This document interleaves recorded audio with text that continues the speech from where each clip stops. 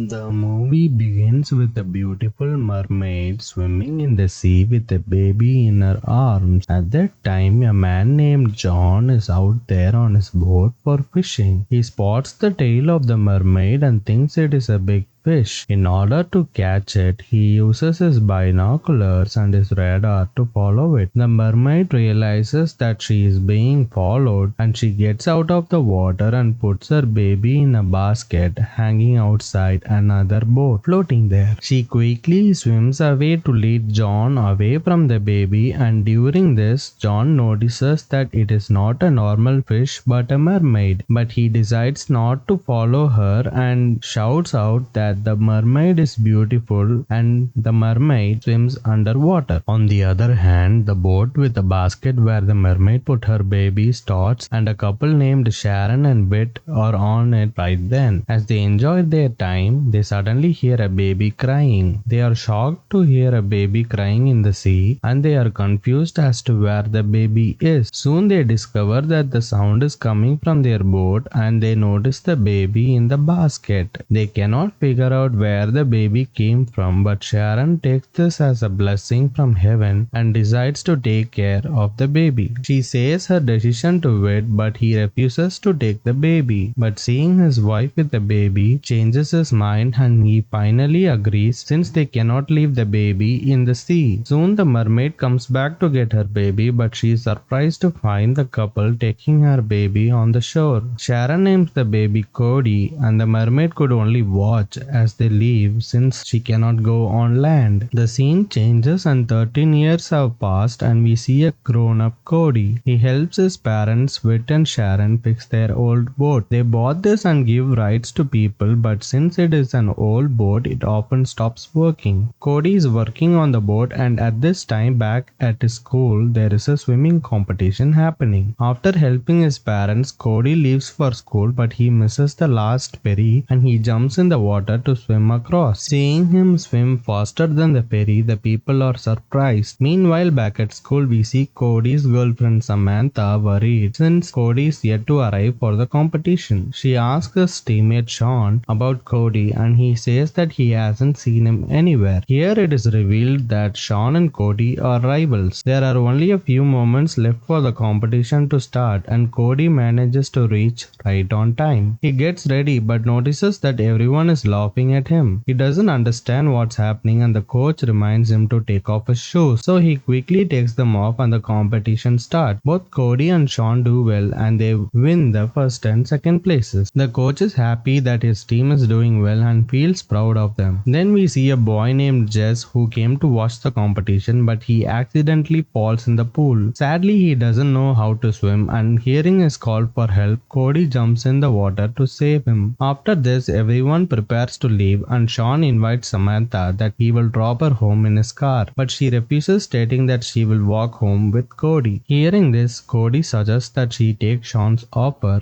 saying that her legs might hurt walking, but Samantha insists that she goes along with Cody. Right then, his parents come to pick him, and Samantha joins them as well. In the next scene, we see John, and ever since he saw the mermaid all those years ago, John made it his goal to see the mermaid once again. He even told others around him about the mermaid, but no one believed him, and they even made fun of him, saying that he is a middle-aged man and how can he still believe in mermaid. But John doesn't care if people laugh at him. He says to everyone that a day will come when he will catch the mermaid and prove that he is saying the truth. Here we come to find that Jess is John's son. The next day at school, the girls are jealous of Samantha for having Cody, the most popular boy in school, as her boyfriend. At class, the teacher hands over the test results, and with a big swimming competition coming up, Cody is under a lot of pressure, and to add to this pressure, he is failing in biology. For the next class project, Cody gets partnered with Jess, who proudly calls himself an expert in biology. Afterward in class, Jess tries to speak with him about the project, but Cody is caught up about his 13th birthday party the next day. Cody invites Jess to come, and the next day, Cody leaves the party outside to drink some water, and Samantha sneaks in to give his birthday present. She tries to kiss him after this, but as their lips touch, she gets hit with a jolt of electricity. And this time, Jess arrives at the party on his bicycle, but Cody and his friends don't mind him, and this causes Jess to leave, giving the present he got for Cody to Sharon. That night, Cody goes to bed and he dreams about swimming in the sea and a mysterious woman swimming towards him. He wakes up the next morning and accidentally jabs his alarm clock while trying to turn it off. He doesn't think much about this and heads downstairs. He drinks milk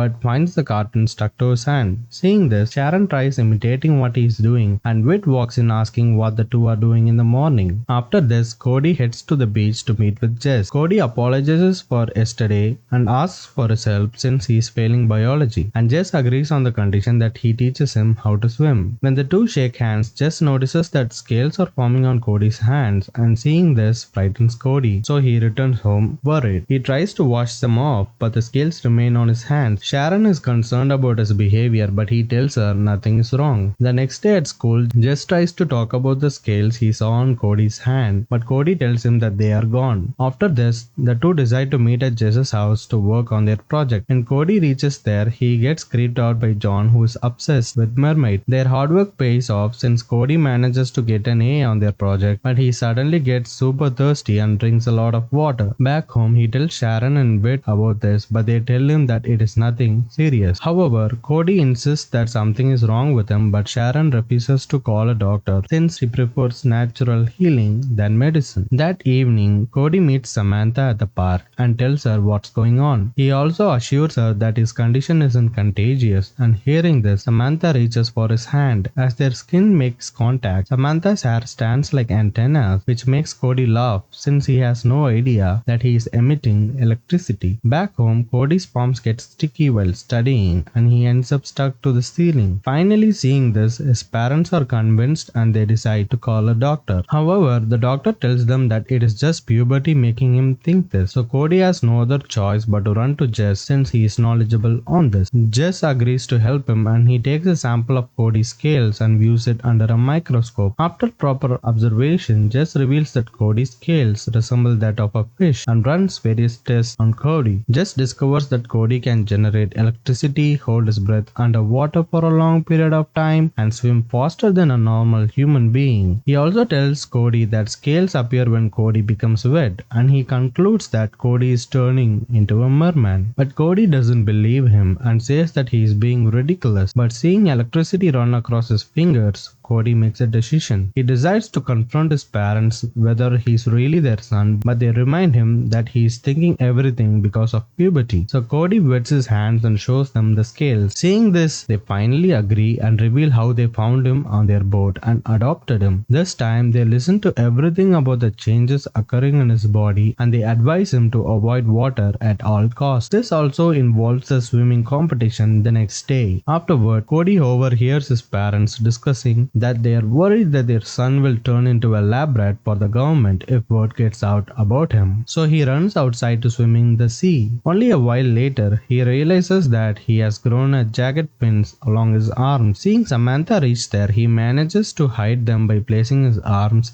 in the sand. Even though Samantha thinks he's acting weird, she eventually leaves him alone there. Despite his parents' warning, Cody takes part in the swimming competition the next day. He not only wins, but he also breaks the state record. Sadly, his scales start appearing and he uses his power to cause a power surge to create a diversion and he escapes from the pool. But Sean sees him and follows him, believing that Cody cheated in the competition. He follows Cody to the locker room, but Cody manages to escape by sticking to the ceiling. Sean leaves saying that he will definitely catch Cody and prove that he cheated. Cody safely makes it out of the school and his parents reach there finding him missing in his room. Back at home, they dry Cody up so the pins and scales disappear, but to their surprise, they seem to last longer than before. They are worried that people might have seen him, but Cody assures them that no one saw him. Right then, Jess shows up saying that he saw everything and people are talking about how Cody ran away after having won the race and even beat the state record. While he is saying this, Samantha arrives there and immediately faints after seeing the fins and scales on Cody's body. When she wakes up, she freaks out about what she saw and Cody reveals his condition to her. However, Samantha refuses to stay by his side and leaves. The next day at school, Sean confronts Cody about cheating in the competition and Samantha says that she doubts Cody as well, openly revealing that she does not take his side. After this, Cody meets with Jess and thanks him for being his friend despite his situation. He hugs him saying that Jess is a good person and a true friend. That night, Cody takes a swim in the sea and his real mother arrives there. But before they could catch up, an obsessed John arrives there, spotting the mermaid and breaks them apart,